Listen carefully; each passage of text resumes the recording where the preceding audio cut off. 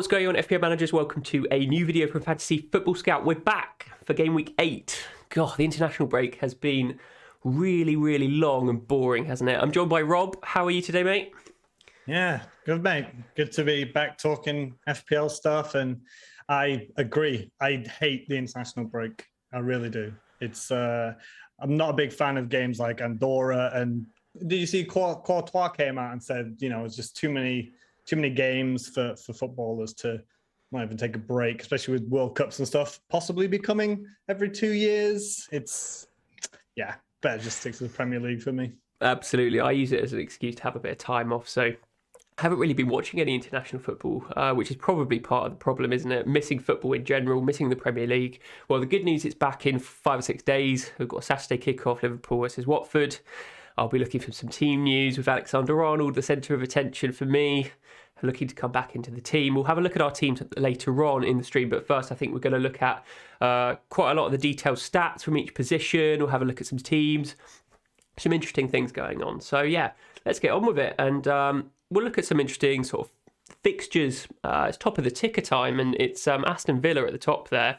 Aston Villa's an interesting one, isn't it, Rob? Because I'm not really looking at any players from Aston Villa, but they've got some great fixtures. I've got Douglas Luiz as my cheap enabler, 4.5. But is there anyone I'm missing, like Danny Ings, like a cheeky differential?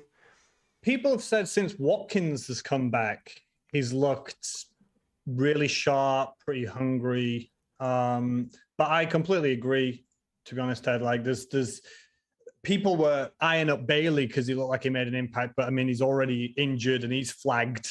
And it feels like this international break has also just filled us all with flags, right? That people are either not coming back from international duty or getting injured on international duty. So you've got the likes of Lukaku who's come home early. You've got Varane who's just gone off injured. You've got Rudiger who's just missed training with Germany, but possibly in contention. Rafinha's not going to be back. The Brazilian guys aren't going to be back, right? Just feels like an era of flags. So you're not going to get the likes of Bailey in.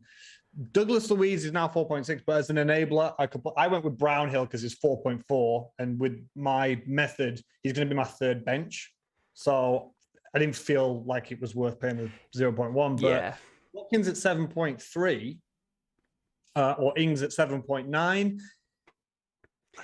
Would you look at the defense? No, I personally won't. I'm because, and again, we'll come on to this later, but I think you can agree now, finally, with me about putting a little bit more money in defense, right? You must have seen a lot of people going to Chelsea, to City, or at least 3 of them. Right? How long into the stream has it been? 3 minutes, and you're already floating the big at the back. Come on, yes. Come on, be honest, right? Be honest. People are spending more money on defenders. Yeah, but this is just a trend. Yeah, and you're going to be touting it all season. We're in the now, Ted. We're here and now. Right? Okay, fine. We'll give it to you. This is your moment to shine. Big at the back. Blah blah blah. Double Chelsea, double City. What defenders have you got? I've got Cancelo, Rudiger, and hopefully Trent with my transfer this week. That's quite a lot of money in defence. Okay, it is a fair amount, but it's still 3. It's still 3 at the back. So I mean, you've got Mings has been smashing it. Cash has been smashing it, but you're talking 5.1 million. I've got Christensen in my team, and I know sometimes they rotate out, but are you going to spend 5 million on a Villa defender? I don't know. I mean, the interesting thing, we'll come to goalkeepers in a minute, but Martinez has had a little bit of a boost since his slump at the start of the season. So he's actually looking not bad, but 5.5 for a goalkeeper is still a bit of a struggle. But I think, Villa are a bit of a strange one because they've got some good fixtures and they're coming into some form, but there's not really any standout option from them, which is interesting. You mentioned the international break and all of the niggly injuries, the yellow flags we've got. I think probably most of them, especially the likes of Lukaku with his muscle fatigue, is just an excuse to let the player back at the club, not to get too fatigued during the international break. So fingers crossed, all of those superfluous flags are just going to be absolutely fine when we get to the presses at the end of the week. The more concerning elements are definitely the Rafinhas, the Brazilian and Argentinian players. We're not 100% sure whether they're going to be playing in game week 8. And you can see Leeds, they're second on the fixture ticker with some excellent fixtures. There's no way I'm selling Rafinha. He's staying on my team. So it just, I'm thankful that I've just wildcarded. I've got a decent bench, the likes of Ben White to step in against Palace. If it has to be the case, then that's fine. So I think Rafinha is a standout option from Leeds. I'm not sure many people own many other players like the Bamfords of this world. Bamford's been injured for the last couple of weeks. So I think it's only Rafinha, which is the main concern from Leeds. Arsenal, they're third. Anyone who's wildcarded or wildcarding this week, then might have Ramsdale in their team. They might have Smith Rowe. They might have Saka. Plenty of Arsenal options raising their heads for this run of decent fixtures. And we've got Leicester and Liverpool in there, but elsewhere their fixtures are pretty decent. Brentford, I think, are a really good talking point. A lot of hype at the start of the season, but Mbeumo and Tony are definitely going to be excellent options from game week 10 especially. Have you got any Brentford assets in your team, Rob? Yeah, I've got Tony. And I made a huge error because I had Raya, the goalkeeper, at 4.5. And when I hit the wild card, I'd taken him out for Guaita instead of my 4 million goalkeeper. And then he went up by 0.1 million and I couldn't bring him back. But I'm happy with Guaita at Palace. You can see they're just below Brentford there. But yeah, I completely agree. It's going to be Mbeumo and it's going to be Tony. And my only small argument here is I can see that Leicester on your fixture ticker is more difficult. But I've watched Leicester like all season, and I know they went 2 up against Palace. They scored 2 goals, but Leicester have been so poor. Like usually, like they'll do 70% of the season and they're amazing, and then they blow the champ. The last 2 seasons have been this system of 80% of the season, they're on fire, doing really well. Then towards the back end, they kind of throw away that top 4 space. And it's the opposite. The start of the season so bad. They were so lucky to get goals against Palace. And I want to hold my hands up right now about Crystal Palace. I've often, in the past few years, always said that I have no interest in Crystal Palace at all. Like they are just like you might have Zaha and that's it. You never get a striker from there. You never want to get any midfielders. We used to get like a Wan-Bissaka when he was there, right? Or maybe a Guaita. But I will hold my hands up now and say that Crystal Palace, I didn't believe they were going to pull it off with Vieira coming in. I thought it was too much too soon, too many changes to change your identity from I don't want to say long ball side or a physical side, but they have changed their footballing identity to this playful style. I think they've genuinely been really good to watch. And they deserve 3 points against Leicester, in my opinion, not 1. Yeah, I completely agree. I think it certainly looked a bit dodgy at the start of the season. I think we were a little bit sceptical about whether Vieira would do anything special at the club, but the new signings like Conor Gallagher has been a revelation, I think, at the start of the season, like more than he could have expected, Vieira. And they've got Eze to come back. I think he's out for long term though, but there are lots of. I think he's back in training now. Oh, is he? Okay. Slowly starting to build up because they took pictures and it was Crystal Palace said something like everybody liked that, like a picture of him in training, and it's like a meme, right? So yeah, everybody liked it. So I think he's slowly starting to get back into it, which is great to see. He's a young lad, and it was nice to see an injury like that. Yeah, absolutely. And he will only strengthen that team. A lot of flair in that side now with Zaha, Eze, Gallagher, and this new striker, Edouard. And the other one, really what is it? Elise, young lad who came off the bench and scored as well. Yeah, the defenders as well. I don't want to butcher his name. The one that they got from Chelsea, Guehi. I have no idea how to pronounce it. He plays centre half with Anderson, which is a lot easier to pronounce. Yeah, I mean, Anderson himself is a really good signing. He really impressed at Fulham last season. I think he was standout, even though Fulham weren't particularly solid. But Anderson definitely was above the parapet in terms of attention there. So I think they made some decent signings, and I think it's an interesting one because when you go to Palace, you thought, oh, they're just going to sit back and make it hard for teams, but they're going to be playing more expansively, which may open up some chances for the more attacking side. So I guess you watch that balance. But sixth on the fixture ticker, they've got some good fixtures coming up, and you've got two Palace players in your team in Conor Gallagher and Guaita, the goalkeeper. So you're presumably quite happy about those difficulty of the fixtures. The other team we haven't mentioned here is obviously Chelsea. I think a lot of people looking to double or triple up on Chelsea, more so in defence and maybe with Lukaku. Interesting ones because they haven't had that much. They haven't scored that many goals. I mean, their defence has been decent. I'm talking about Lukaku in particular, really. So we're taking a leap of faith with Lukaku, really, hoping that he gets some form. He really should have scored in that last game. That chance he missed from that Mount cross was blatant. So, did you watch so I watched the 90 minutes for the Chelsea game, and I'll tell you right now, I had zero fear. If I was watching that game and I didn't have Lukaku, I had no fear. He was nowhere.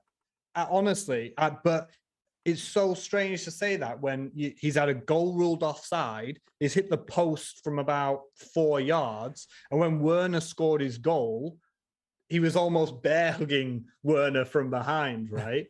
So it's so weird to have watched that game and seen him do like absolutely nothing, but to still have three huge occasions happen to him in that game. Yeah, it was very frustrating, but weird. I think that's the sort of player that he can transition to be any sort of type of player, the hold up player to feed on the wingers or to just be that goal poacher in the box, and he definitely was more of that in that game. I think he's versatile enough to get FPL points in any game. So I think because he's got the likes of Brentford, Norwich, Newcastle, Burnley, some decent fixtures in the next 4, then there's no doubt he's going to score some goals. And I think he's going to be a really good captaincy option, especially in game week 9 and 10. On another day, he'd have got a double-digit haul. Yeah, exactly. On another day, it'd have gone in, or Werner wouldn't have been there, or Rudiger could have played that ball just a split second earlier and was sat here saying Lukaku's an obvious choice and he's not blanked 3 in a row and he could be your captain this week, right? It's just one of them. It's just one of them. Yeah, I brought in Mason Mount last week as well, so on my wild card. So I was really annoyed that he missed that chance. No, you got Matt. I thought you got Matt on -4. Then he was benched that first game. No, we're not talking about those game weeks where Mason Credible. Sorry, no. Mason Mount has done he's done the hokey cokey in my team. Mason Mount, very annoying, but I'm going to persist because he did look lively at the end of that game. So we're done with fixtures here. We're going to move on to talk about just under and over performance quickly. I've been sort of touting about Wolves specifically for a while, but I just wanted to emphasise how the underperformance and overperformance in the team, we're talking XG specifically, can change rather quickly in sort of 5 game week cycles. And it's something to make note of when you're bringing in players. So the table on the left is the XG delta non-penalty from game weeks 1 to 5. And the table on the right is the last 2 game weeks 6 to 7. And what you can see here is that on the left, the first 5 game weeks, Man United, Chelsea, West Ham, Everton, they're at the bottom end of the last couple of game weeks table, which just shows that if a team is overperforming, they're probably going to be underperforming in the next 6. So I probably expect that to continue in the table on the right. And contrastly, you've got Wolves there at the bottom, -7, Arsenal, Burnley, Liverpool there at -1.66. Those 4, have moved up to the top of the table, and Wolves have actually started overperforming with the likes of Hwang scoring those 2 really difficult efforts. Jimenez really been really good, but it just shows, I think, that it doesn't matter about the chances that a team creates. As long as they continue to create chances, that variance is going to sort itself out after a while. But I find this really interesting, and I mean, barring a few exceptions like Norwich and Southampton, who haven't changed place, it's pretty consistently flipped, like in the other direction, don't you think? you could just go through all of the examples and say otherwise. But I guess a concern for us is that Chelsea had overperformed. Specifically, we're bringing in lots of Chelsea players, Lukaku, whatever. And the suggestion is that they might underperform a little bit. Obviously, that might not be a massive issue if they continue to make loads of chances. They'll score, 8 goals instead of 10 goals. It probably doesn't matter that much. But I just found it interesting just to quote this. And it's good for Arsenal. Arsenal underperformed in the first 5 game weeks. They're now expected to overperform, same as Liverpool.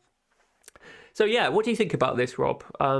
This is the moment you've been waiting for, where I give you a pat on the back, because your theory that you have stuck by is backing massively underperforming teams, and you went with Raul Jimenez, and he's paid you back the last couple of games. I think Hwang Hee-chan would have been a bit more of a punt. Like, you chose Jimenez for that 90-minute sort of security, right? That talisman idea. But the fact that we both have said since game week 2, game week 3, that Wolves have been fantastic, and they've been hugely underperforming, not just in stats, but in terms of watching the games. You can't believe they've not scored. Yeah. And that was your idea, is backing those really valuable underperforming players, and it's come back and helped you a lot. And you're perfectly right. It feels like the middle ones have stayed near the middle, and you can see. So it's the first 5 game weeks, you said, right? First 5 game weeks on the left, the last couple. So it's not a like for like. I just wanted to sort of demonstrate that there was a big change going on. But obviously this is still sort of 7 game weeks worth. It's a small sample size still.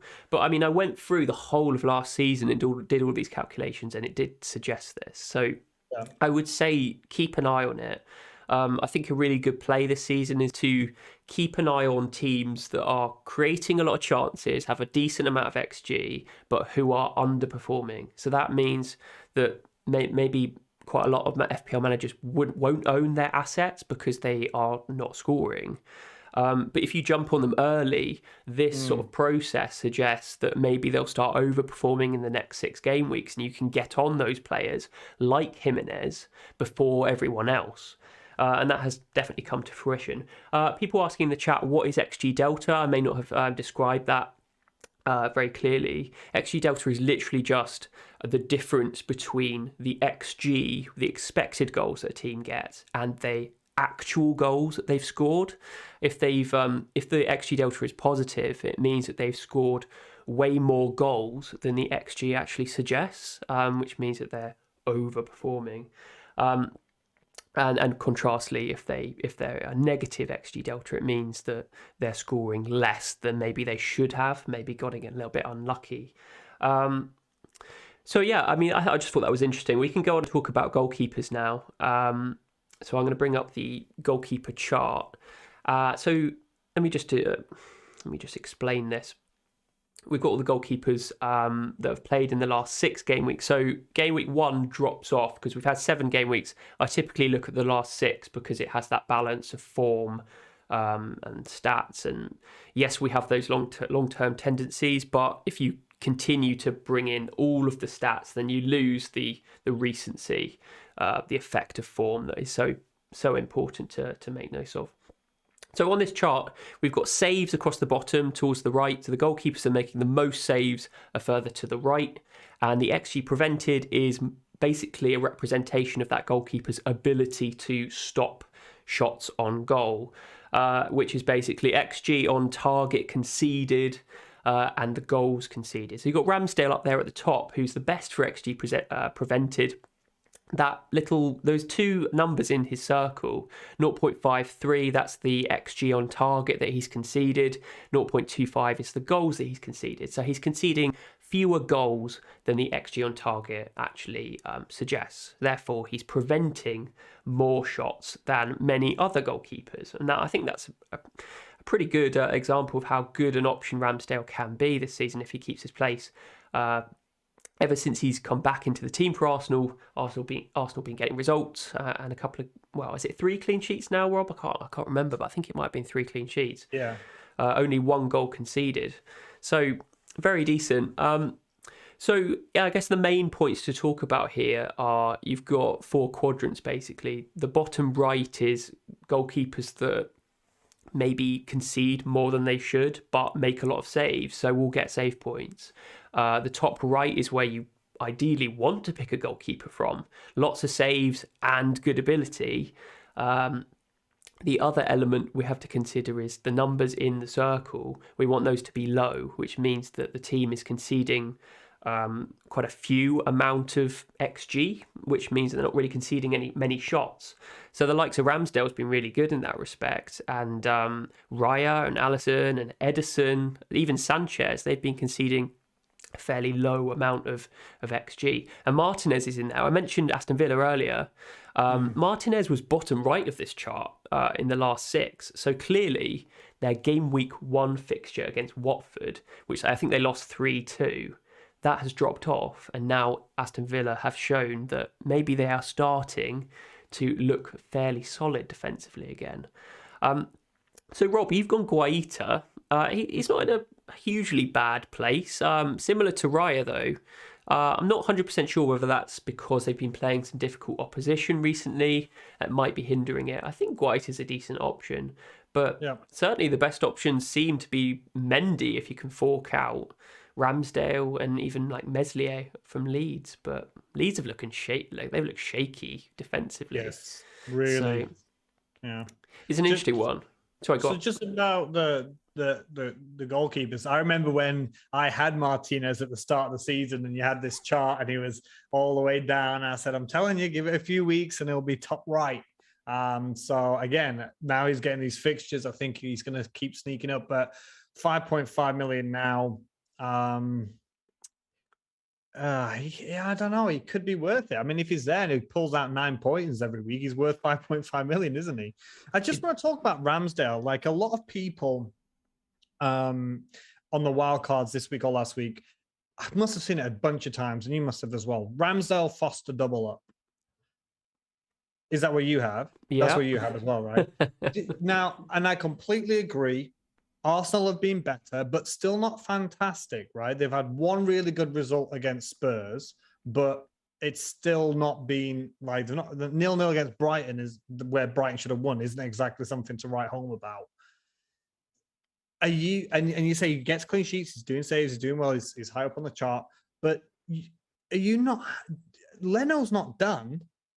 Like, I understand Ramsdale's come in, but I think the fixtures have been easier for Ramsdale to get clean sheets than it was for Leno, right? Because the start of the season, game week 2, the first, so game week 1 was Brentford, right? They were terrible. Brentford, surprise package. You don't know what you're going to get, newly promoted side.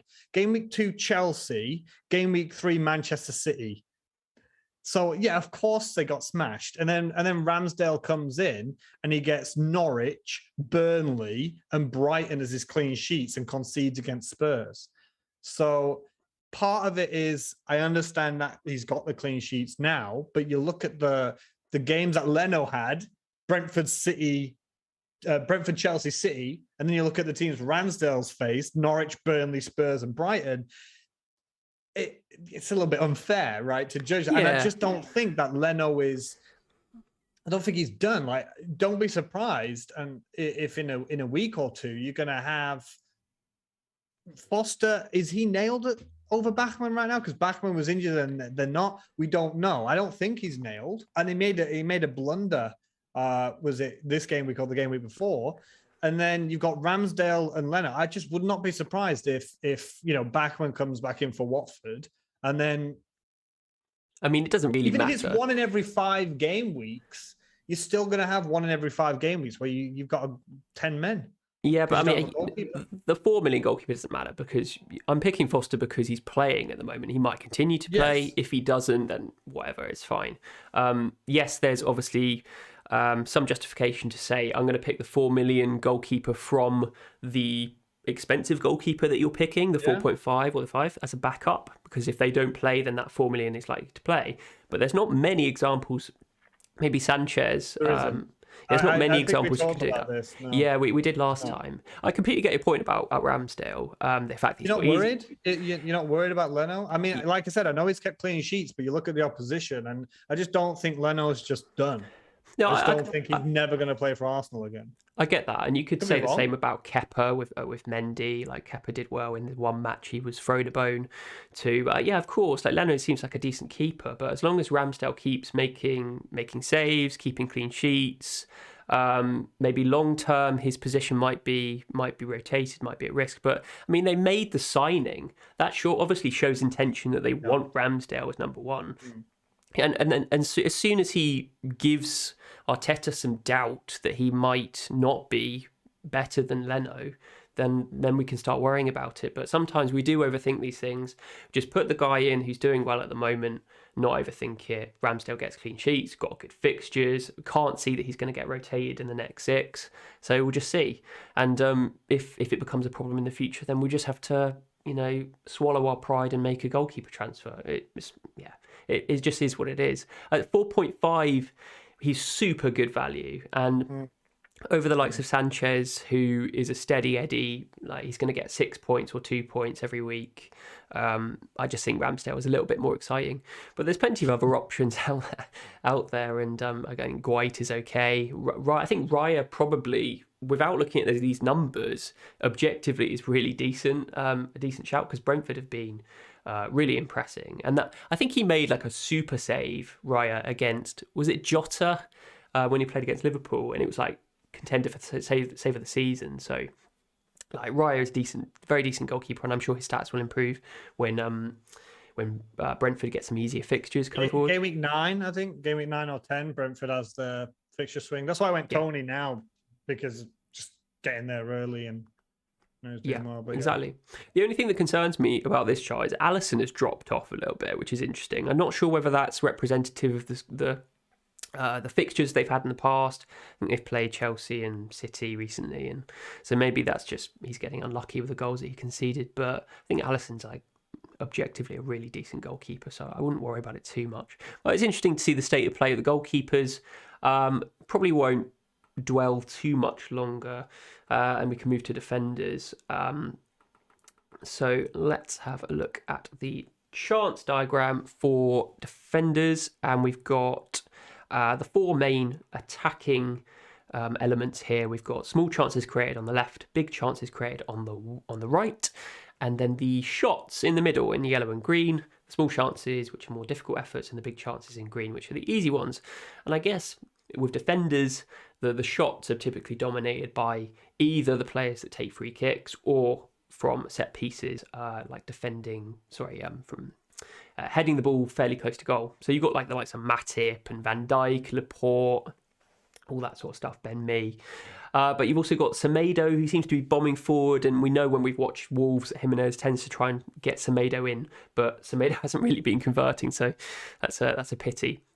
One thing to say about this is that Alexander-Arnold was bumped off the small chance created by Matt Ritchie, but this isn't normalised for per game. So the fact that Alexander-Arnold has missed a couple of games just means that he's handicapped in that respect. So definitely worth considering that bit of context. But I created this and I was like, is it that useful? Because a lot of people are going to be, bringing in a Chelsea defender. And Alonso is basically a no-go now because he's probably going to be rotated, if not lost his place to Chelsea. To Chilwell. Chilwell at Chelsea. Yeah. So even though he's got crazy stats on here, it's a bit misleading, I'd say. Luke Shaw's got tough fixtures, so it's a bit of a tricky one, and no one in their right mind is going to be bringing in Matt Ritchie, are they? Well, hang on to your hat, mate. No. Am I right in saying that Matt Ritchie's on corners for Newcastle? Because that would massively explain all of these small chances. Yeah. But big chances is there with one. Exactly. He's not on the green list. He's 6 on small chances. So that just tells me he's getting it in the box and it's coming off somewhere, someone's head on probably Joe Linton or whatever, pinging it off in the stands. I think he's on set pieces. That's why in he's general. there, I think. Yeah. Exactly. So, I mean, if he's on set pieces, but yeah, I'm not.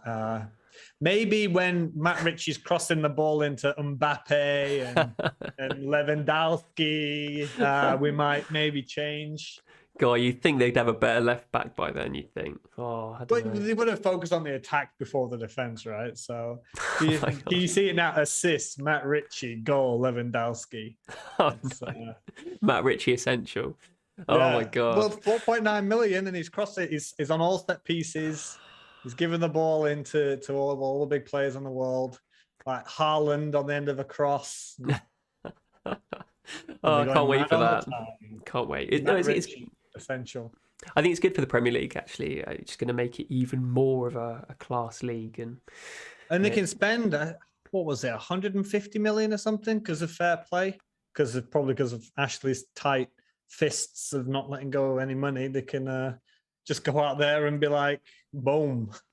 Here's 150 or get all the free contracts or whatever. It's like smash. But you remember when City did it? Well, I can't remember. Yeah, Robinho. Didn't Robinho, he thought he was going to United. Like, oh, you're going to sign for Manchester. And he was like, oh, yes, here we go. And then it's like Man City. And it was like, what's this? So they've got to prepare themselves for Robinho transfers initially, I think. Because the status of the club isn't there. And obviously, take that with a pinch of salt. Take that with a pinch of salt. I mean, in terms of his the players that they have in the squad. I mean, as in they're not going to be attracting Mbappe. No Champions League, no European football. Exactly. Okay, let's just pretend that you are a superstar footballer, right? In the Italian league or wherever. If I was a Newcastle employee, director of football, whatever, and I come to you, Mr. Superstar Footballer, and I say to you, look, we want you. And by the way, we've also got Haaland, we've also got Mbappe, we've also got these guys.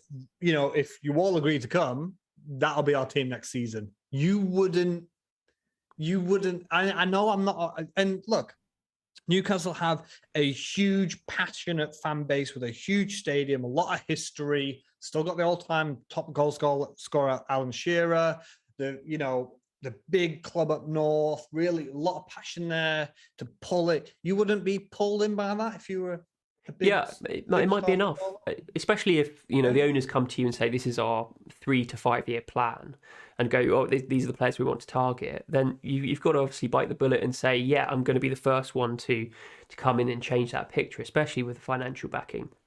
It's hugely promising for that club. So yes, the prestige of that history, the fact that they've got a huge fan base and incredible infrastructure and all that sort of stuff definitely is going to be playing a part. So yeah, it'll be interesting who their first big signing is. But I just think that they're not going to be signing, the Champions League players straight away. They've got to try and be clever with their scouting initially. But yeah, I think it's still good. Like more money in the Premier League. I guess obviously the smaller clubs might feel differently, but especially with that Super League talk, if you monopolise the top 6, top 7 clubs even more, then that becomes isolating to the rest of the league. So that does pose an issue, I suppose. But in terms of having all of the best players in the world in the same league, I'm all for that. Yeah, I just think it's so funny that the owners all tried to do an emergency meeting, like saying it's damaging the brand and it's not good for the Premier League. And these are the same owners that literally tried to do a breakaway Super League. Yeah, exactly. So fear, it's pure and simple fear, right? Yeah, and there's a bit of hypocrisy there, of course. But you're always going to get that. But anyway, back to the defenders. We talked about Matt Ritchie too much, I think. Yeah, but I mean, yeah, if you're looking for a cheap defender, likes of Duffy looks pretty good value at 4.3. If you want someone a bit more exciting than Ben White, maybe, I don't know. If you don't want to triple up on Arsenal in your wild card. Cancelo's Livramento. I know Livramento's not on the list, but for me, he's the key that unlocks so many doors for value and money elsewhere. Is he 4.2 now, or is he still 4.1? Yeah, I think he's 4.2. He's 4.2 now. He's so adventurous at right back. They've got the fixture swing. They've got Leeds, Burnley, Watford, Villa, Norwich in the next run of fixtures. You can see him. It doesn't matter who Southampton have played. And I know they're not being fantastic offensively or necessarily defensively, but you can see him, no fear. right? When they play the teams, like when they play United, for example, he just still would bomb forward and have a go at Luke Shaw. So I just think for 4.2 million, and that's what my defense is at the minute. It's 2 Chelsea, 2 City, and Livramento. Yeah, no, I completely agree with you about Livramento. He looks really exciting. And I think he actually is on the list. He's just, because there's so many defenders on like one big chance created or one big chance or whatever, he's just probably slipped down. I think he has some decent stats overall. But because the attacking stats of defenders is fairly condensed and fairly sort of grouped up, he's maybe just not on this chart. But he does make an appearance occasionally. But yeah, I think at 4.2 is excellent value, especially with Southampton's fixtures, just to echo what you were saying. So I was going to talk about Cancelo. I think Cancelo is appearing on the shooting aspect. He's like really good for shooting, and that's not just from heading it. He's really good at actually taking shots from outside the box or whatever. And we know that he's good from last season. He can be very frustrating to own in that respect as well, because he will take a lot of pot shots and they won't go in. But he will haul a couple times in the season, because if he shoots and scores, if he keeps a clean sheet and gets max bonus, and that's going to be a massive haul for him. With the creativity side of things, I think he is doing a lot of creating as well. He's just maybe slightly lower on the list compared to the likes of Trent Alexander-Arnold and Luke Shaw and all that sort of stuff. So if you own Cancelo, I wouldn't lose faith just by seeing this. I think he's a really decent option, especially with Man City's fixtures going forwards. He's definitely more exciting than the likes of Laporte or Diaz in terms of goal threat. Or assist threat. So yeah, I think Cancelo definitely is the best option from that City side. I think he's this might be, people will disagree with this, but I genuinely think he's the best technical defender. Football ability, he's him on the ball, his dribbling ability. I think there's no defender that comes close. Like, people argue like Trent's crossing and passing, I think, is the best for a defender. But in terms of on the ball technical ability and ball control and dribbling, Cancelo is just absolutely top notch. You see him he looks like a winger. He plays like a winger. I don't think he really plays in defence, really. He sort of just tucks in and sort of does what he wants. That comes back to Trent, doesn't it? I think he's more solid defensively than Trent Alexander-Arnold as well. Yeah, it's an interesting one. Like, as soon as you said that, I was like trying to think of like technically really, really talented left and right backs. Not in terms of their crossing ability or their speed. Exactly. It's like, who's as good as Cancelo? He's definitely up there. But I can't really think of anyone else. I might have just massively missed someone. But yeah, Cancelo is definitely a good option. He's in my team. Is he in your team, Rob? He is, yeah. Yeah, we'll have a look at it later. But let's move on from defenders onto midfielders and forwards. I've got another chart up here, which is basically the top 30-odd, I think it might be slightly less than that, midfielders and forwards in the game, the best stats. So we've got big attempts and small attempts. Attempt, I'm just classifying as shots and chances created combined, and those are split out into the easy efforts, which are the big attempts, and the small attempts, which are the difficult efforts. So you can see that there's like a massive dynamic difference between certain players. You've got Mane and Calvert-Lewin when he's played much more big attempts than small attempts. They tend to prioritize those type of chances just because of the positions they get into. Contrastly, you've got Click and Rafinha in particular, who tends to shoot from far out and is really good at doing it. So you can't hinder a player just because they're really good at something completely different. But it's something to sort of take note of, because those sorts of difficult efforts, no matter how good you are at converting them, they can fall away if you get a slight run of bad form. So Rafinha is going to be first on the chopping block if he starts getting into a run of bad form, because there's less to rely on. There's less easy efforts to rely on. He hasn't scored a big chance. He hasn't assisted a big chance yet. It's all been small / difficult efforts. But we've got the best players at the top right there, which is Antonio. Antonio's not leaving my team, and even with bad fixtures, he's just. I did want to talk about it. I think this has been a talking point of people on a wild card, and I have seen people starting to consider selling Antonio, and that's not just because he's blanked. So he blanked against Brentford. They looked poor, actually, West Ham, in that Brentford game. Brentford well deserved the win in that one. West Ham came more alive in the second half, but I think overall Brentford deserved it. Yes, he could have got massive against Leeds. Then obviously he didn't play against United, sent off against Southampton. But I have seen people considering using to sell him. But he's just not a sell for you at all. No, he's not. If his stats start dropping off, then fine. But I mean, you can't. When his form is so good, when his stats are backing up that tremendous form, you cannot prioritise fixtures over that. If he was like a middle of the road player who had a bit of good form, but the stats didn't necessarily back them up, then of course I would consider selling him. But he's beating Fernandes and arguably Salah for underlying stats, and has a better return rate than either one. So there's just no reason I'm going to overthink it and get rid of him. He stays in my team until he starts dropping off in numbers, and West Ham are a solid enough team to keep that going, in my opinion. So yeah, Antonio is definitely a hold for me. The interesting ones are the ones below. Ronaldo, is he better than Fernandes? Is Fernandes still a really good option? Obviously, it depends on penalties, but I do think we put too much emphasis on the penalties. I think, that because Man United got so many last season, that becomes a bigger talking point when comparing two Man United players.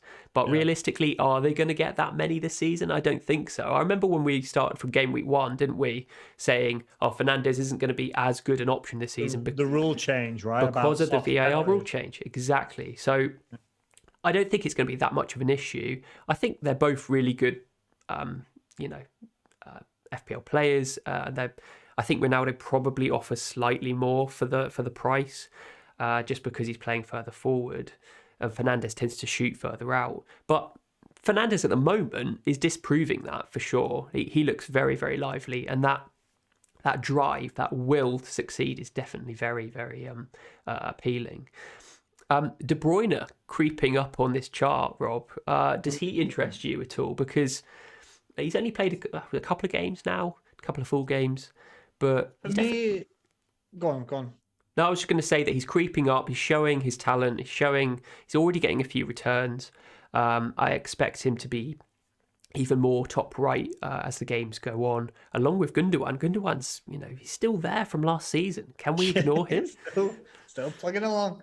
I think he's got a flag though, Gundogan at the minute. Yeah, that's true. I think it's 50-50. So, but yeah, he's stat wise, he's still doing well. Just touch on the United too.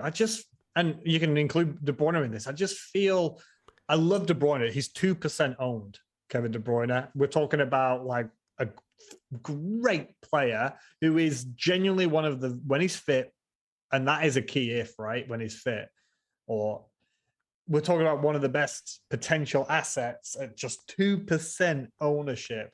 But just like Ronaldo, just like Fernandes, it's a lot of money.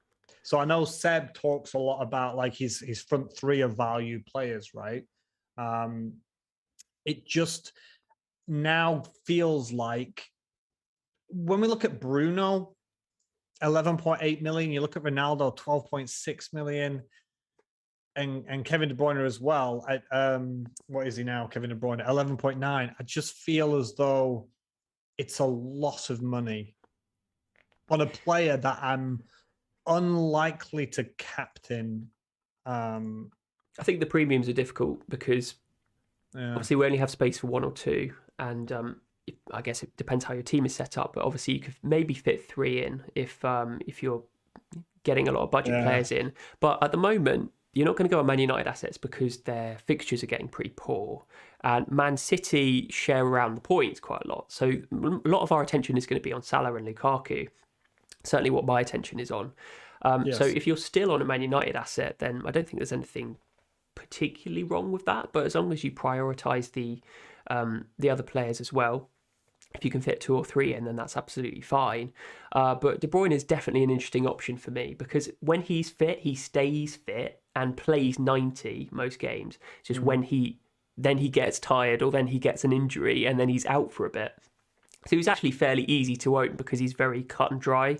You know exactly what's going on. He's not going to play.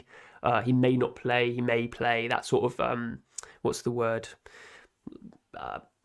whether you don't know whether he's going to play or not. That's indecision from Pep, because Pep definitely prioritizes him. If he's available to play, he will play. So. Agreed. So yeah, he's definitely one to consider. I'm not sure I would bring him in straight away, but I mean, he's definitely worth a gamble if you're looking for an upside chase, for sure. For sure, yeah. Because I've got Salah, Lukaku, and Son.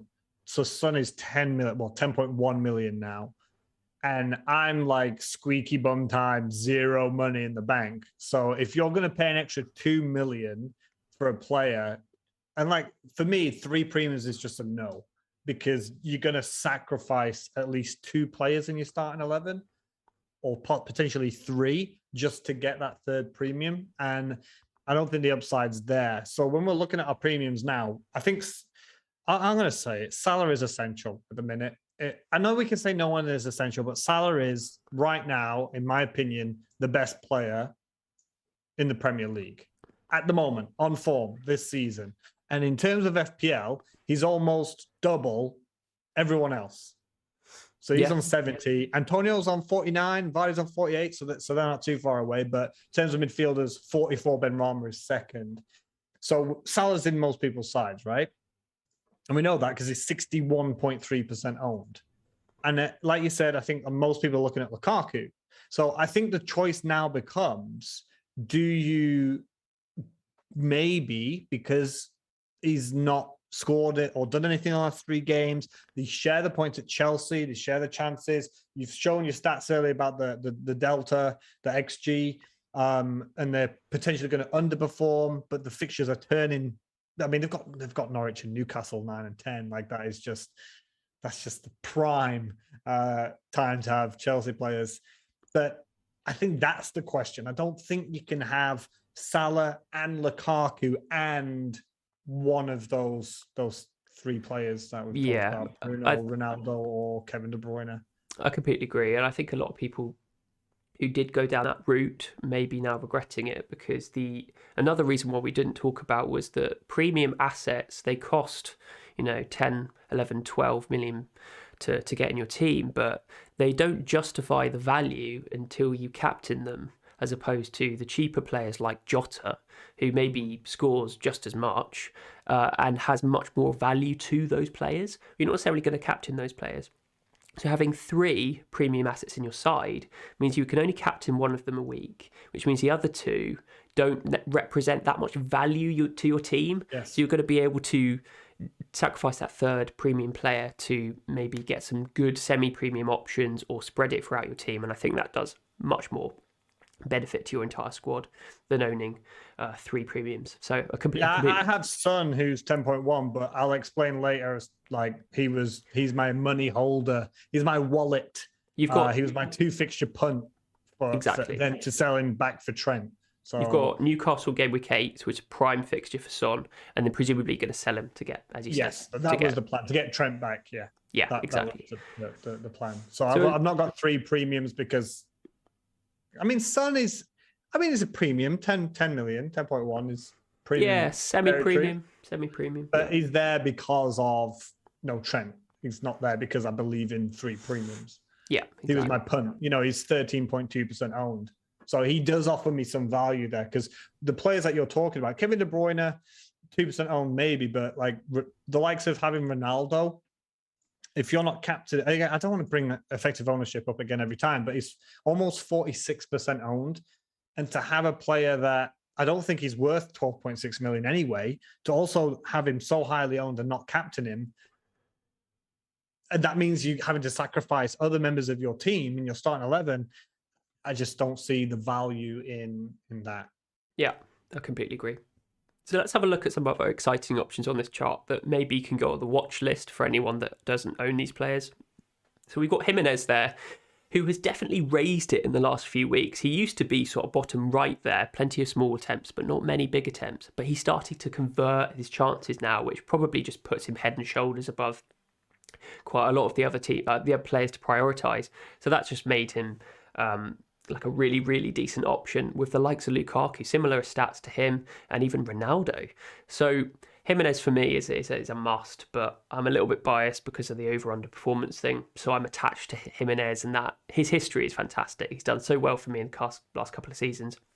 well, 2 or 3 seasons anyway. And to have similar stats as Lukaku is really encouraging.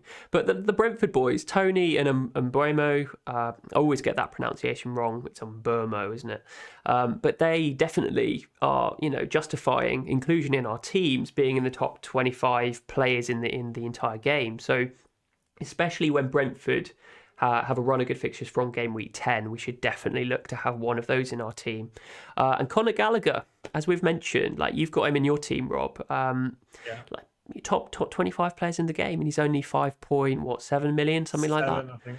Yeah, so really, really decent. And I think he's actually on the shot map we've got coming up next. So the fact that he's squeaked into that is insane for such a cheap enabler. I mean, if it wasn't for the Arsenal fixtures, like going over Smith Rowe, I think that was my decision. That was literally my decision. And when people were all saying, "Oh, I want Saka, I want Smith Rowe," and I just thought, I don't believe in Arsenal. And I've watched Palace, and they've shown me stuff. Like, he's not even a winger. He's not even a forward, like an inside forward, like what Salah is to Liverpool. Like, he is playing I think he's left centre mid. Yeah, and he's just absolutely everywhere. It's like a Gundogan. Yeah. He just gets into the box at the end of the move and finishes it off, or has a chance. He's fantastic, and he's probably playing for me this week because Rafinha's killing it in Brazil. Decent option. Yeah, so the short-term fixtures for Palace: Arsenal, Newcastle at home, which is a good one, and then Man City away. So the 2 out of the 3 are sort of middling, but definitely that Newcastle one can be targeted. So bringing him in if you don't have him from maybe game week 9 wouldn't be a bad shout, because they've got Wolves, Burnley and Villa after Man City. So I think Gallagher's a good enabler. Well, I think Palace will go and do Arsenal. Yeah, I wouldn't be surprised. I reckon they'll turn them over.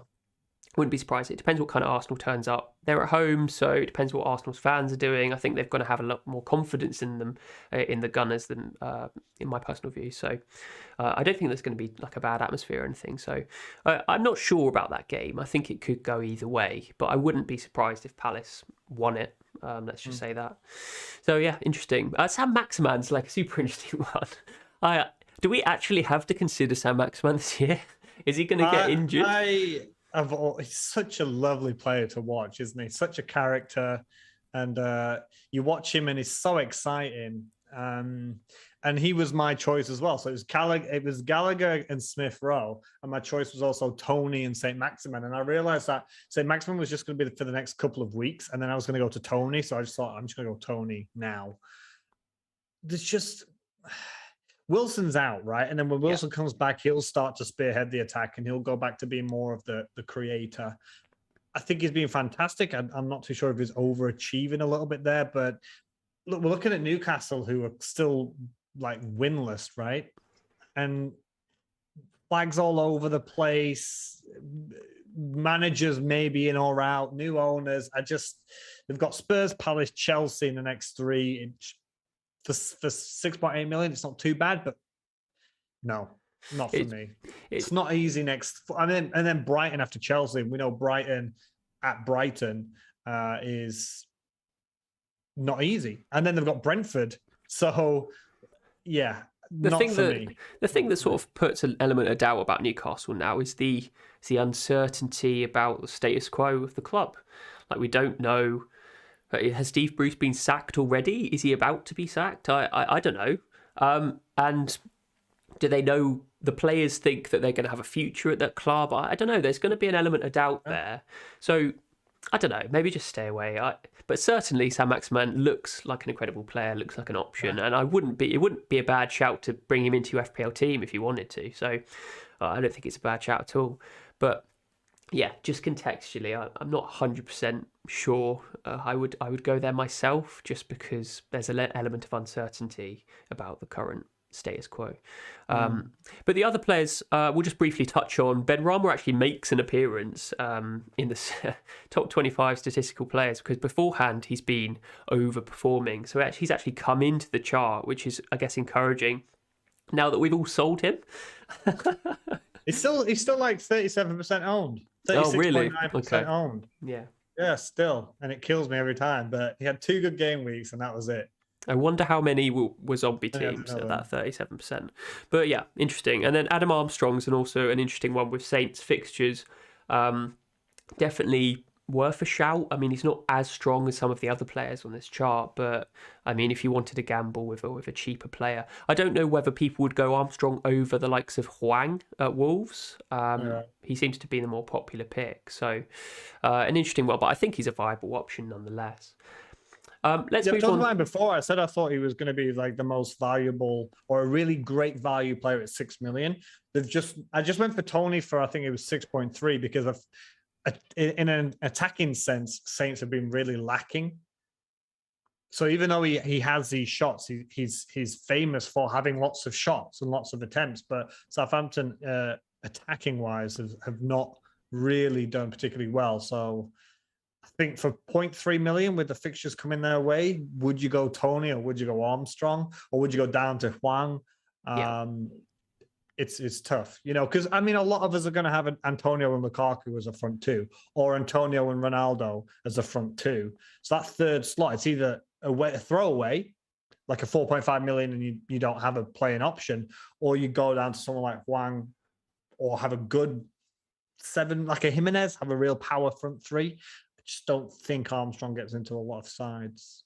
yeah, Yeah, it's an interesting one. So I've just put up the average shot distance up on the graphics, and we've got Adam Armstrong there, but I mean he's shooting a bit further out. That these are the top 17 players for number of shots in the last 6 game weeks, and you've got their breakdown of the types of shots they've had around them. So the green is shots on target, yellow is shots blocked, and red is shots off target. So the likes of Mbermo is shooting fairly close to goal, and he's 15 shots is pretty good.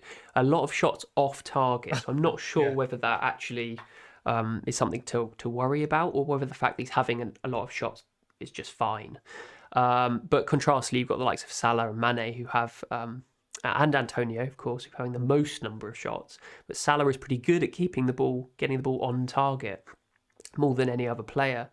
And you've got the players that shoot really far out at the bottom with Rafinha, Fernandes, Benrahma, Trossard, and Kane has snuck in to the average shot distance chart, which is interesting because we haven't really been considering Harry Kane, but no.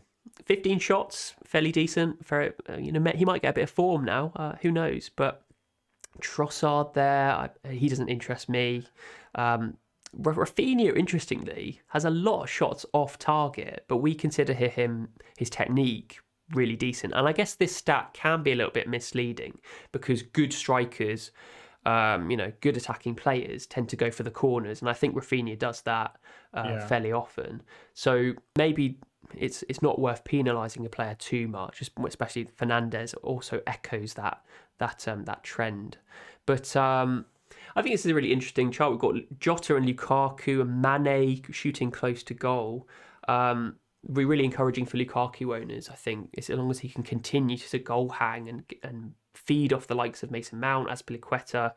I think that Chelsea team is going to change a little bit in the coming game weeks to feed Lukaku rather than just go all out attack. So I think Did he say Mount and I think he said Mount and Kovacic? Yeah. They really understand Lukaku. Am I right in saying that? Yeah, that was part of the reason why I bought he Mount came out in. and said like, "Oh, yeah, was it Kovacic as well? It wasn't just Matt, or was it just Mount? I thought it was both of them really get Lukaku. So everyone's like, oh, here we go.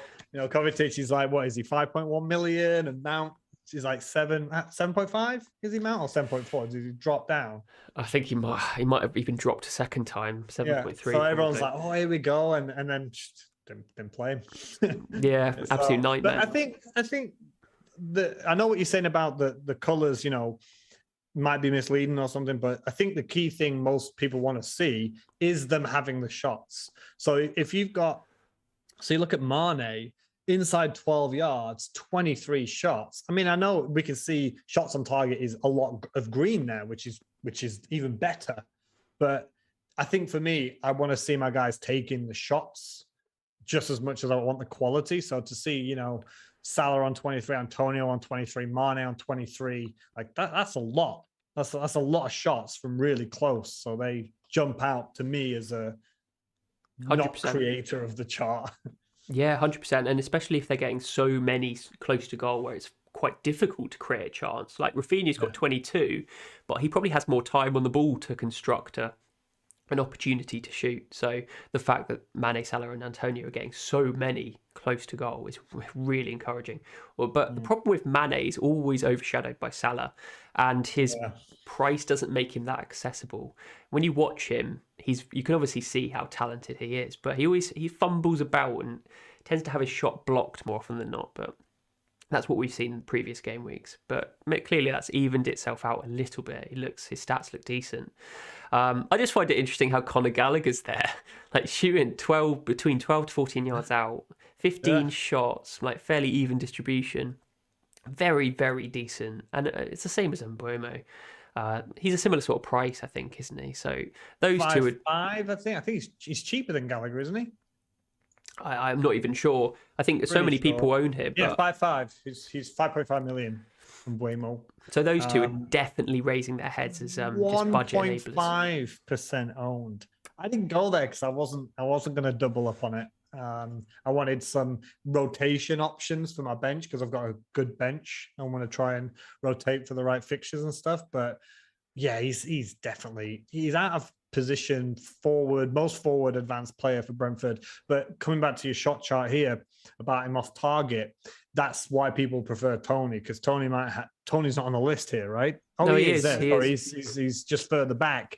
He just seems more clinical. Yeah, I think. But I mean, this is something that Mbeumo can train on, right? This is something he can improve his accuracy. So again, if he's getting the shots from within 14 yards, 5.5 million midfielder with fixtures that turn in game week 9. Yeah, like why wouldn't you?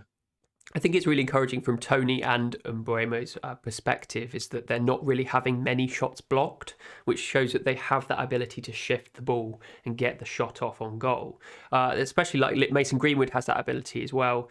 He's shooting a bit further out, and Harry Kane has that ability clearly as well. So clearly that's a really valuable opportunity. And obviously when we're comparing players, it's obviously useful to add that context of how clinical they usually are. I think that disallowed goal that Tony scored, I think it was against, was it Liverpool? And they were going to win it 4-3 and it was disallowed. That just really emphasised like how informed this player is. And he's definitely on my watch list. He was lucky to not get an assist as well against West Ham because he did a beautiful ball through to, I think it was Canos, and Canos took the shot and then it was spilled by saved by Fabianski, but Canos should have scored and then Mbeumo tapped it in. Yeah. So, Tony was unlucky like in that situation to not get an assist as well. So that's something as well that we don't see in this chart is also that creative ability that Tony has. He's not just the out and out talisman striker who goals hangs like some other players. He is the guy who drops back. People would say he's like a budget Kane. Yeah. Right. He's the one who drops back, gets the ball and they'll play it over to Mbeumo. I think he's versatile enough to get in the box and be a goal hanger as well. But I think Brentford have had to adapt a little bit since the Championship because I watched all of Tony's goals back from the Championship and I sort of all of them were just tap-ins because Brentford had so much time to construct like the best way to get the ball to him 6 yards out or whatever. And they've had to adapt, I think, because obviously they're not going to have those opportunities in the Premier League. So I think Tony's had to adapt. I think he has adapted and he looks like the real deal. So I'm definitely eyeing him up. So yeah, I think we'll leave it there for the charts, but let's have a look at our teams, how we're shaping up for game week 8. We're going to start with you, Rob. You've got a 4-3-3 here. Tell me how you got on in game week 7, because you wildcarded, didn't you? I did, and I got 40 points. So Guaita 2, Cancelo 0, Diaz 0, Rudiger 2. Christensen didn't play. I did start Christensen for the previous week. Rafinha 3, Son 10, Salah 13, Gallagher 2, Antonio 2, Tony 2, Lukaku captain 4. I'm just curious, Ted, how many points do you have? What, overall? Yeah, overall, yeah. Do you know So how many yeah, you've got? the number of points are on the graphic if you're watching on YouTube. So that's 445 for me and 426 for you. So that's what, 19 points separates 19 us. points and I'm double your rank. Yeah. So it's That is still a killer. slim Absolute margins killer. for sure, for sure. Yeah, so I don't want to take too long, but I did explain that I'm going big at the back end, and my target is actually a 5-3-2 or 5-2-3 formation. And I do think it's the most flexible, and it's a whole theory. I don't know if we should get into it now because I don't want to take up too much people's time. I guess it depends how long you're going to blabber on about it. Because All right, because tell you what, because I wrote this down. So it's an untouchable theory, right? Where in a back five where you've got a goalkeeper, you've got 2 Chelsea, and you've got 2 City and Trent as your 6 players. So an untouchable player is someone that you won't bench ever unless you've got a really good reason, and you'll give them more time. So Okay. the perfect example of this is Salah. You're never going to bench Mo Salah, right? And you're only going to sell him when you get a real slump in form. So that's an untouchable player. A changeable player, or the droppables, are the opposite.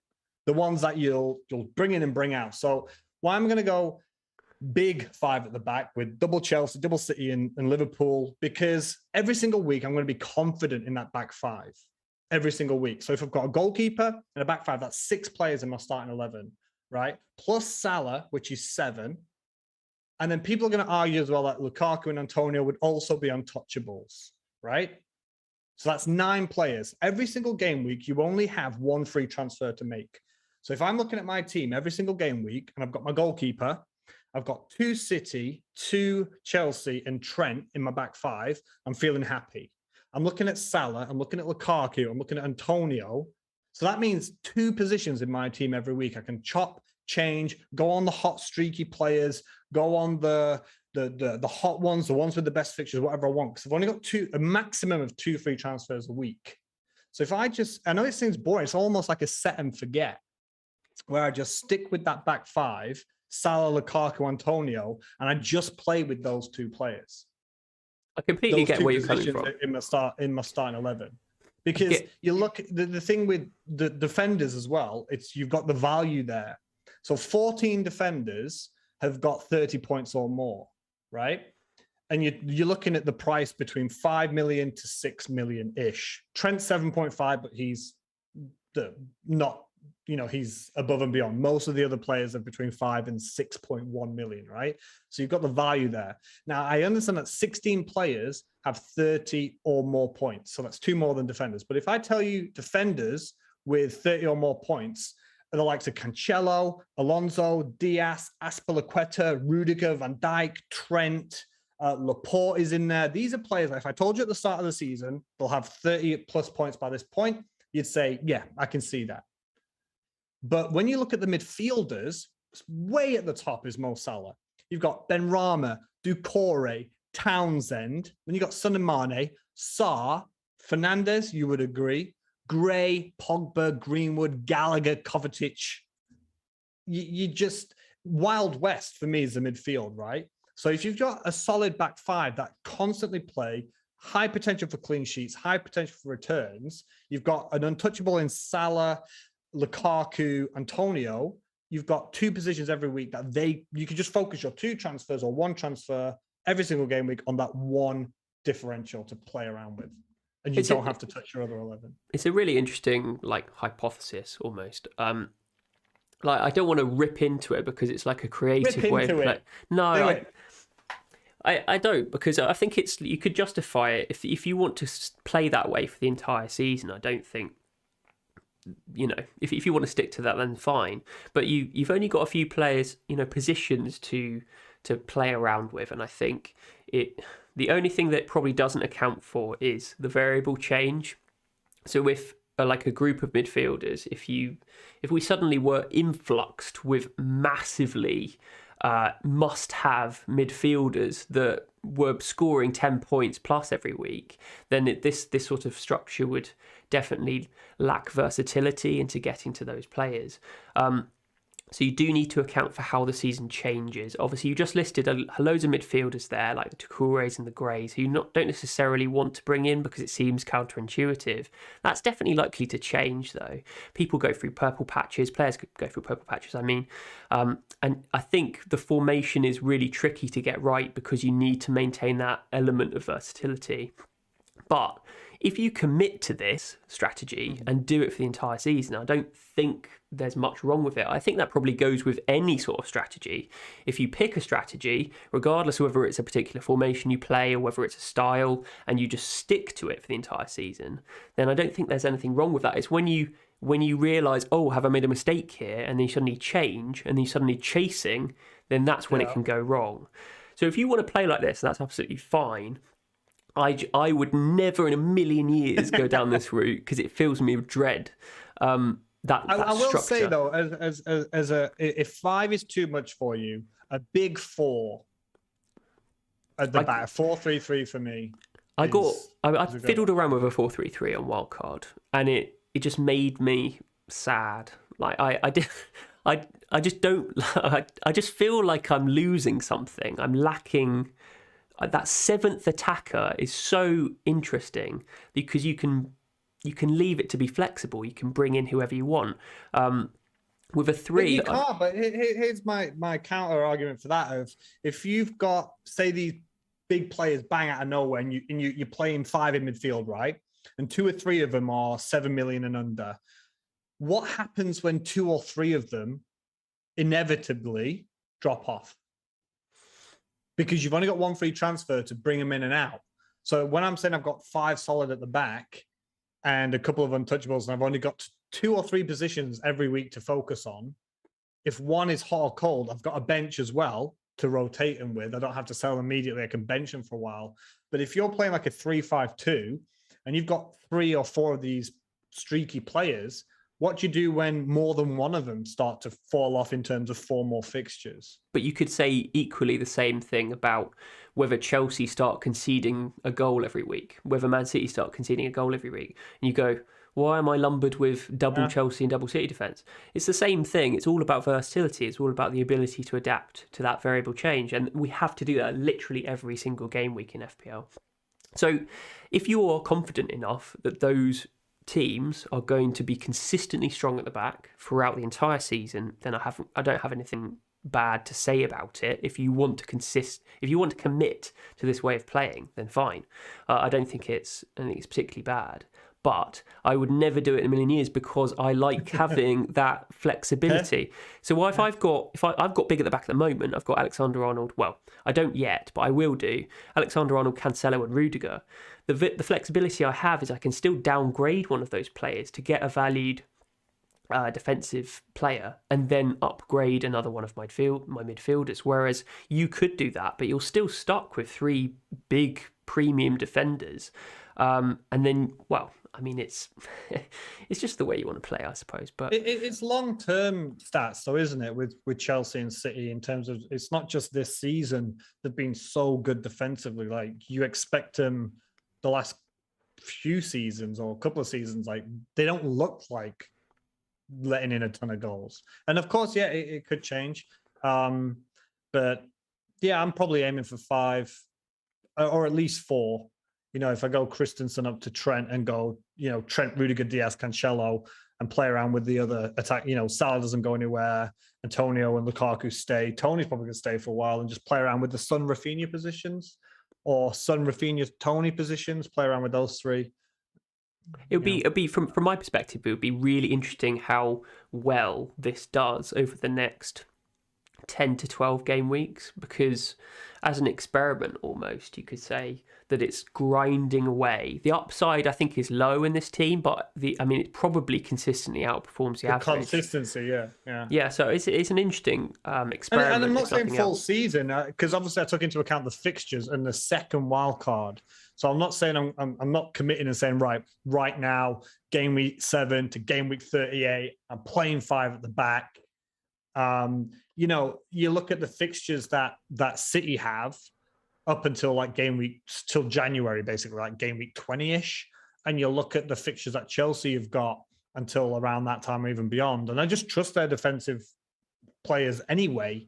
And in terms of attacking, Cancelo and Trent, when Trent's in there, they're two players I can rely on in offense as well as defense, right? Yeah. So it's not like I'm committing this to the entire season. When I made the wild card for Game Week 7, I looked towards the second wild card. So that, So I'm not saying I'm going to play it all season. Let me ask you about your bench, because obviously it's a very decent bench, other than maybe Brownhill, who is just like a 2-pointer every week. But he's mostly going to be third bench for you. You've got quite a lot of money in either Gallagher or whoever you might drop out of your starting 11, like Christensen. Firstly, are you worried about Christensen, like his play time? Or do you think he just goes straight back in that Chelsea team? And what made you want like an expensive player on your bench? Is it that versatility to target the fixtures each week? Yeah, it's a versatility, and the fact that that's why I took the risk on the likes of Cancelo and Christensen, because I know I want to play 5 at the back, and if all my 5 defenders play, I'll be extremely happy.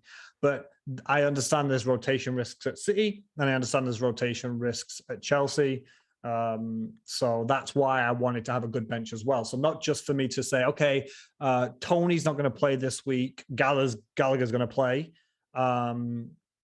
It was because I also understood there is a rotation risk. And for 5 million Christensen, when he does play, I think he's fantastic value at 5 million. He is good value, but the only concern was, does he play? And he didn't play last week. But I think probably he will play 3 and 4, maybe 4 and 5. I think do you don't think he's in Chelsea's best 11?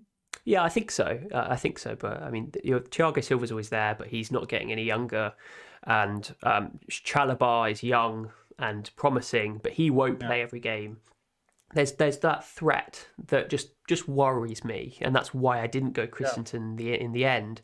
But I think if you're happy with that slight threat of rotation from week to week, then your bench can cover it, and I think that's absolutely fine. And it saves my benching headaches. If he doesn't play and my first bench comes off, then I don't see usually Christensen coming off the bench. So I think that's another thing about having 5 defenders. If they don't play, I think they're quite unlikely to come on. Yeah. Compared to like attacking players. So I just thought for 5 million, I thought Christensen was worth it. He's just signed a new deal. Rudiger's actually, I think, stalling on a new deal right now. So, I mean, if you've just signed Christensen a long-term deal and you've got a possible breakaway defender in Rudiger, why would you keep playing? This is all hearsay, I know, but this came into my thinking of, if I'm the manager of Chelsea, I've got Christensen who's going to stay here for the next 3 to 5 years, whatever. And I've got Rudiger who's like making noise about not signing a contract and leaving on a free. There's no way he's doing that. As you say, it's just conjecture. He's just stalling to get more money, which is what I think is. Yeah. Or to say, like, look at all these clubs that want me. I know, but I've got both of them. And the reason I went with Christensen as well over Alonso or Chilwell, not just for money, but because of rotation. Yeah, agreed. Well, so Christensen might get rotated, true. But if I was to say to you, do you want Alonso or Chilwell or Christensen, who do you think is the most nailed of the 3? Yeah, it's a difficult question. So I might as well pay 5 million for the guy rather than 5.8 or 9 or whatever they're worth now. It is a very difficult question. So we'll leave your team with the last question, which is, what are your plans? You're moving Son, maybe not this week. Not this week. Correct. Yeah. So when I wildcarded, I obviously had Trent in, and then he got injured. So I was like, okay, Trent injury plus Watford against Son, who's got Villa and Newcastle. And then 2 free transfers to go Son to a 6.6 million midfielder or below, and Trent. So that was how I weighed it. So Son, unless Trent goes out there and gets 30 points or whatever for Liverpool against Watford, if he plays, because he's still flagged, Son went off and got me 10 points against Villa. And I'm telling you, he was absolutely phenomenal. His second assist, which went down as an own goal for target, it was like his Burnley goal. He just did so much dribbling, beautiful. He had such a good game. He was so hungry that I don't even want to sell him. But that was my decision, my wild card. Do I just drop Trent for 2 games where he doesn't even play one of them? So my decision is to probably roll it and then Son to a 6.6 and Trent in for Livramento and go for the big back five. I've been talking about. That back five will look insane, but I mean, arguably insanely good. It's just the rest of your team that I don't know. It's going to take some getting used to. You've played a 4-5-1, Ted. You have played a 4-5-1. Don't you come at me with my formation. I'm just annoyed that I'm going to have to do these graphics for you with a 5 at the back. That really makes me really angry. Yeah, I've got the same feeling. I'm going to change it every week. I'm going to play 5-2-3, 5-3-2, 4. I'm going to change it every week just for you. That will really annoy me. Right, let's move on to... Move on to my team. Let's finish it with my team. I've got Semedo there, which was basically a 1-week punt against Newcastle, which didn't pay off. But 2.7 in the bank, and that's basically more than enough to upgrade Semedo to Alexander-Arnold. Fingers crossed he's fit for Watford. I think it's a really good fixture for Liverpool. But I won't be making that move until I hear more about Alexander-Arnold's fitness. But otherwise I'll probably be banking the transfer. I'm most likely going to be playing Ben White from first bench if Rafinha is out, so it might move to 4-3-3 out of necessity, not choice. Mason Mount is the one that I'm a little bit miffed about, I guess, because he seems like the most leap of faith player here, but his performance at the end of the last Chelsea game, because he was only subbed on, did encourage me. He did look really lively, and the comments about his relationship with Lukaku, along with Kovacic, obviously did encourage me to bring him in, and he obviously has a prioritisation in that starting 11. What if he's completely fit, I should say, under Tuchel. So that does encourage me. Hopefully with Chelsea's good fixtures, he does start playing the next 4 games and he can reap the rewards. Otherwise, I'll just have to put it down as really sort of bad decision from my part, because I was considering the likes of Grealish, but then again, Grealish hasn't really been doing that much. And Gianni's shout about Phil Foden was an excellent one. Obviously, with recency and outcome bias, that's easy to say, considering Foden went to go and score. But Man City attack also is a massive minefield, because you just never know. You just never know whether they're going to play. So Foden's probably not going to play the next 3. And before people yell in the comments saying, "Oh, he's going to play the next 3," first, nobody knows what the Man City starting 11 is, right? But that we just don't know. It's that. I think you've been unlucky with Mount. I think he's a fantastic shout. If people don't want to go double Chelsea defense, and they want Lukaku, I think the price, I said pre-season, last season, Mount stats were way up there. I think you've been really, it was just the worst time. Like, you couldn't have timed it worse, and that wasn't your fault that he got brought off at half time and then he missed a game and got injured and stuff. Like, I wouldn't kick yourself too hard about that. I don't think he's not played and been awful. You know, he's just not played, which I don't know if that's worse or better, but yeah, I think it's nice of you to say, but I think I am kicking myself slightly, because I don't usually follow the same process. When you're wildcarding, it's more, here are all the players with really good fixtures. You've got to decide on your best team structure and all this sort of stuff. Usually when I bring in a player, he's got to have some good stats and been playing most of the games in the last 6. Mason Mount has been, injured, subbed on, subbed off, neither here nor there. And I've taken a massive leap of faith on him. And I've only just brought him in because of some encouraging comments, because of the manager, and some useful... He's done you. Well, he's completely done me, and it's just a bad shout from me. Hopefully, my bad decision-making gets rewarded unjustly in the future because of those good fixtures. And he's decent. He's in good... not in good form. He's fit now, because that's what the manager has confirmed. So that's what I'm banking on. But the likes of Werner coming in and scoring doesn't fill me with tremendous hope, considering there's only 3 forward options behind, other than Lukaku. There's 2 behind him, yeah. Exactly. So I'm gambling a lot, I think, and I would have maybe an upgrade to Phil Foden if I can find the cash somewhere. Maybe is something that I have to bite the bullet and do. I think you'll kick yourself more about Foden, man, because you just know he's going to miss two every 5. I don't know. It's really difficult to speculate about the City attack because we just don't know at the end of the day. They're all decent. What's interesting is actually our teams are not like this. So when we just pop back to the 5 at the back, it's literally your Mason Mount and Saka against my 2 defenders. The rest of our team is almost the same. It's just like you've chosen, for example, if you went Saka down and brought in like a Diak, because how much is Saka? 6.2, yeah, something like 6.2. So you could get Diaz in there or a Chelsea defender like Chilwell or whatever.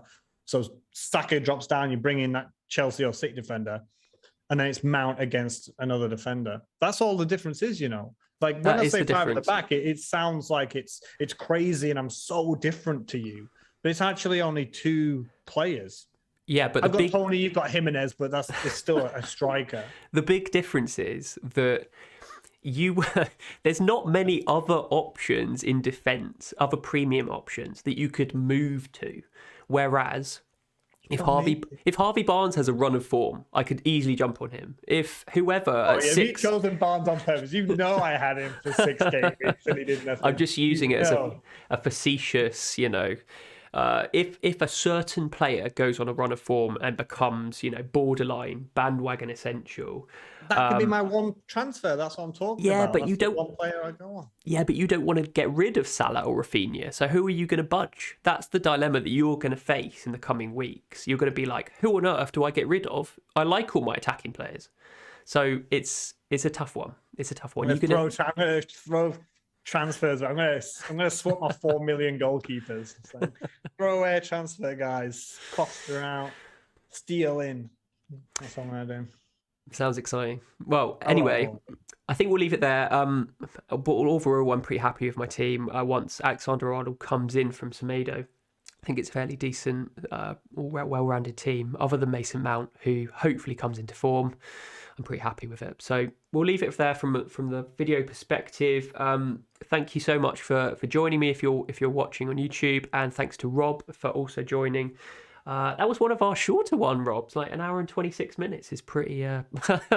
We didn't review a lot this time, but it just gets me. I think people just need to remember, like, I'm not, by the way, saying people should play 5 at the back. This is just how I want to play. And that's absolutely fine. So when I'm giving my ideas and I'm trying to back it with some suggestions, you don't have to do what I'm doing. I'm not saying copy me. This is how I'm going to play, and I'm going to see how it's going to go. I say it every time. I'm going to try and win the thing, or I'm going to come 2 million. That's the way I play. Like I'm all or nothing. So I mean, we all have play styles. We all play either aggressively or defensively or humbly or whatever. And I completely respect that creativity from your perspective. And if it works, then all credit to you.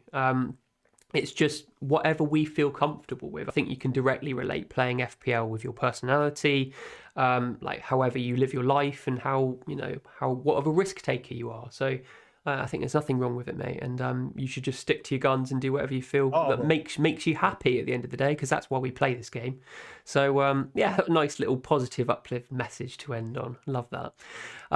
So thanks for joining me, Rob. I will speak to you next week, and all the best for Game Week 8. And see you guys in